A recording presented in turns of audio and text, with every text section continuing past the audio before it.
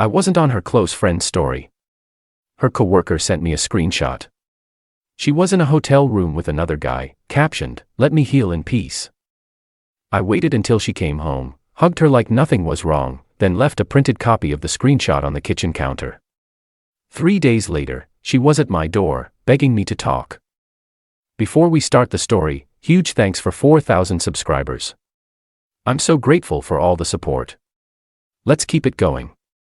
If you're new here, hit that subscribe button and help us reach 5,000.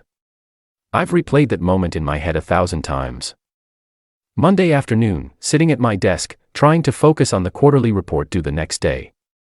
My phone buzzed with a message from Amy, who worked with my girlfriend, Sandra, at the same marketing firm. "Hey, Matt. Sorry to be the one to tell you this, but I thought you should see this." Below was a screenshot from Sandra's Instagram close friend story. My girlfriend of 3 years was sitting on a hotel bed, champagne glass in hand with a guy I'd never seen before, his arm around her shoulders. The caption read, "Let me heal in peace. Sometimes you need to escape to find yourself again." Heal from what exactly? We'd had no fights, no relationship drama. The night before she left for her supposed work retreat, we'd made dinner together and watched a movie. She kissed me goodbye Friday morning, suitcase in hand, telling me she'd miss me, but this workshop was crucial for her career development. I stared at that screenshot for what felt like hours. The timestamp showed she posted it just 2 hours earlier. I zoomed in on details, the unmade bed, the 2 champagne glasses, her smiling face that showed no sign of the migraine she'd texted me about the night before when I tried to FaceTime her. I called Amy back. "Thanks for sending this," I said, keeping my voice steady. "Has she posted anything else?" "Not that I've seen," Amy replied. "Matt, I'm really sorry. I debated whether to tell you, but no. I appreciate it." "How long have you known?" Amy hesitated. "This is the first concrete evidence I've seen, but there have been rumors around the office for a few weeks. She's been taking long lunches with Drew from the creative team." She paused. "That's him in the photo. So it had a name. Drew. Does everyone at work know?" I asked, my stomach tightening. "Not everyone, but enough people have noticed. Matt, for what it's worth, a lot of us think it's really messed up how she's handling this." I thanked Amy again and hung up. Then I did something that surprised even me. I went back to working on my report, finished it even with a strange detached focus that felt like watching someone else control my body. The clarity of betrayal is an odd thing. All those small inconsistencies of the past few months suddenly clicked into place. The networking events that ran late. The weekend spent catching up on projects. Her password-protected phone that used to always lie face up on the coffee table. Sandra wasn't due home until Tuesday evening. I had 30 hours to decide what to do. I briefly considered confronting her immediately, calling or texting to blow up her little healing getaway, but something stopped me. Maybe pride, maybe a desire to see if she'd lie to my face, or maybe I just needed time to process my next steps without her tears and explanations clouding my judgment. So I waited. And while I waited, I stayed busy. I went to the store and bought printer ink, came home and printed the screenshot on our good photo paper. The expensive kind Sandra had bought for printing portfolio samples. The image came out with perfect clarity. The hotel room scene looking almost artistic in its composition. I placed the printout in the center of our kitchen counter, under the light where it couldn't be missed. Then I cleaned the apartment, did some laundry, and packed a small bag with essentials. Not everything. That would tip her off before she saw the photo, just enough for a few days away. Tuesday evening arrived. I heard her tea in the lock at 6:47 p.m. I'd been sitting on the couch, scrolling through emails, but absorbing nothing. "Hey babe, I'm home," she called cheerfully. I stood up as she rolled her suitcase in, setting her purse on the entryway table. She looked slightly tired, but happy. The appropriate amount of fatigue for someone returning from an intensive work retreat. "How was it?" I asked, managing a smile that felt foreign on my face. "Exhausting but really good," she replied, walking into my arms for a hug. "The team did some amazing brainstorming. I have so much to tell you." "I'm sure you do," I thought. I hugged her back, breathing in her familiar perfume mixed with the unfamiliar scent of hotel shampoo. For a brief bizarre second, I almost pretended everything was normal. Almost continued the care aid that had apparently been our relationship for who knows how long. I missed you, she said, pulling back to kiss me. I missed you too, I replied truthfully. I had missed her, the version of her I thought I knew. I'm starving, she said. Wanna order takeout? I'm thinking that Thai place. Sounds good. Menus on the counter, I replied, watching as she turned and headed toward the kitchen. I counted her steps in my head. 1, 2, 3, 4, 5. The sharp intake of breath told me she'd seen it. I picked up my pre-packed bag from beside the couch and walked toward the door. Matt, her voice was high, panicky. What is this? Where did you? Amy sent it to me, I said calmly, turning to look at her. She stood frozen by the counter, the screenshot in her hand, face drained of color. Apparently I didn't make the cut for your close friend's story. This isn't, I can explain. I'm sure you can. I interrupted, but I don't want to hear it right now. Where are you going? Panic edged her voice away. I need to think, Matt, please. It's not what it looks like. The desperation in her voice might have weakened me on any other day. Isn't that what they always say? I replied, opening the door. Enjoy healing in peace, Sandra.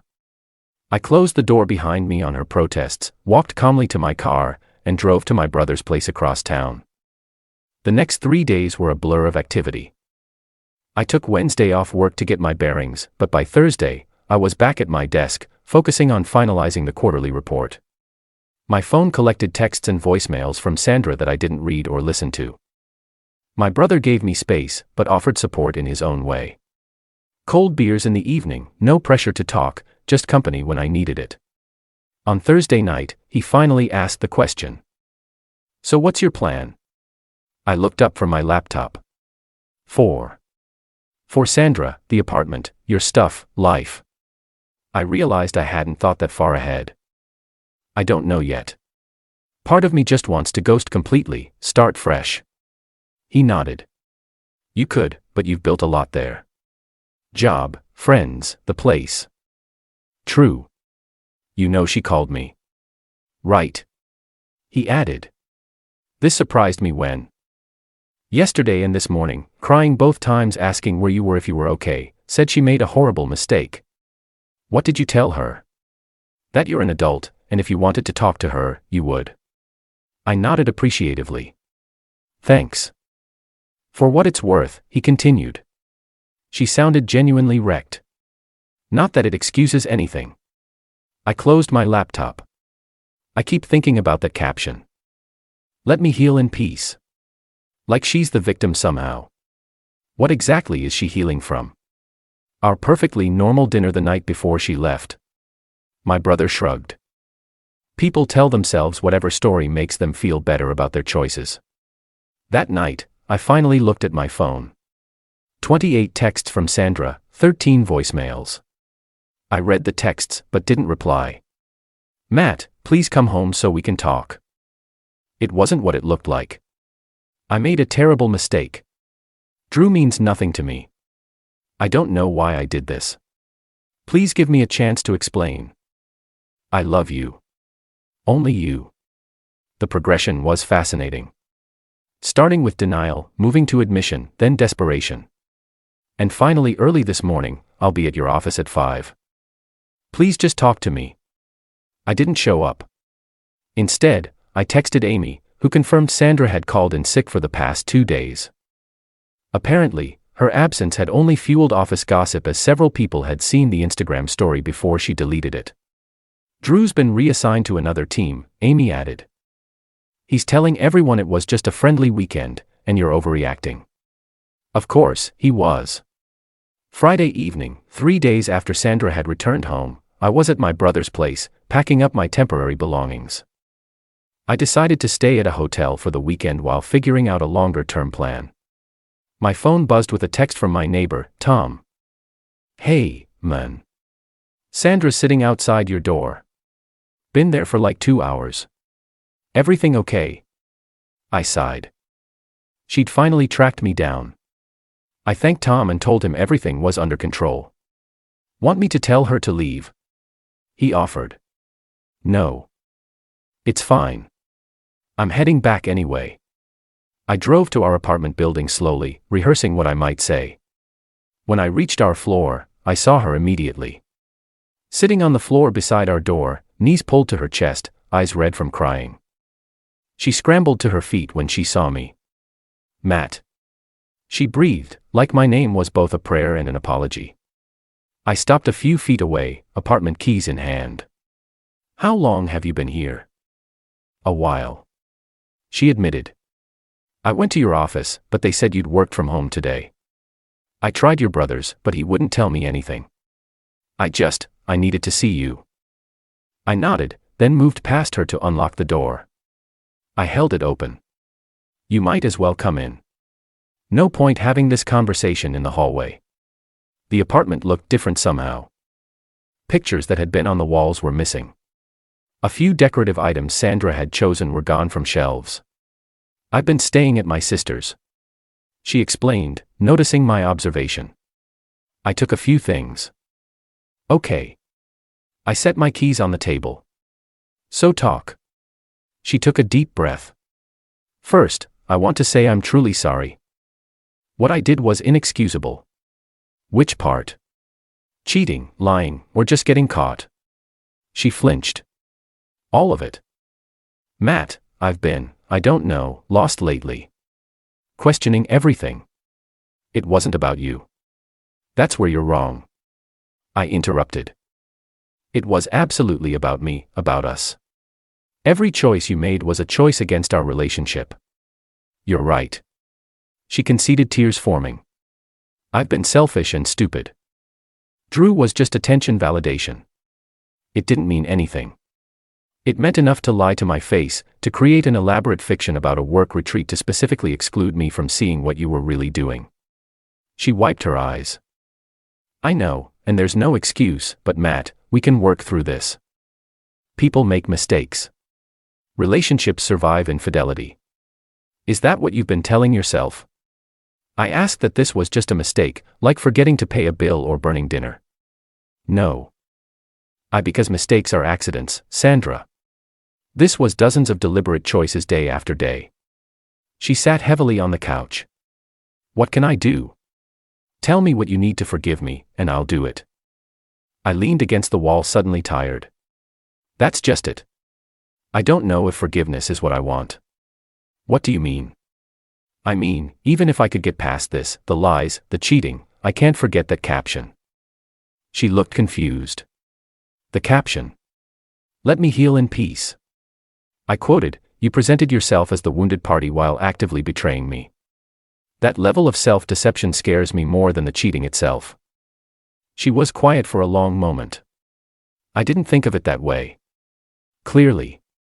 Matt, please. 3 years together has to count for something. I made a horrible mistake, but I love you. We can rebuild. I looked at her, really looked at her.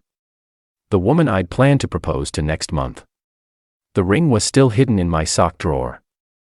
Here's what's going to happen, I said finally. I'm staying at a hotel this weekend. You can have the apartment until Monday to pack whatever else you need. After that, I want your key.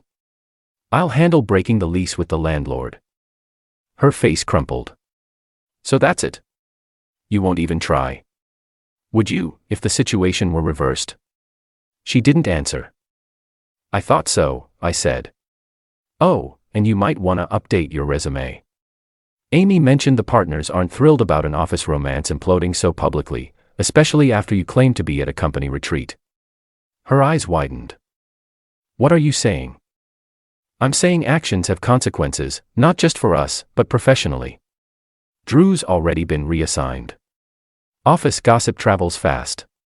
Did you tell people at work? She asked, voice hardening. I didn't have to.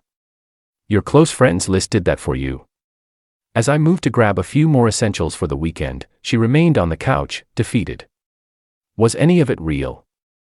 I asked, pausing at the bedroom door. Us, I mean. All of it, she whispered. That's why this is so stupid. I risked everything for nothing. At least she understood that much. After gathering my things, I headed for the door. She stood reaching for my arm. Will you at least think about it, about us? This doesn't have to be the end. I gently removed her hand. It already is, Sandra. I'm not angry anymore. I'm just done. As I closed the door behind me, I felt an unexpected lightness. The heaviness of betrayal was being replaced by something else. The certainty of having respected myself enough to walk away. Sometimes the most effective revenge isn't about elaborate schemes or public humiliation. It's simply showing someone exactly who they are and then leaving them to live with that person. By Monday, I'd have my apartment back by next month. According to my brother, I'd feel less like I was drowning.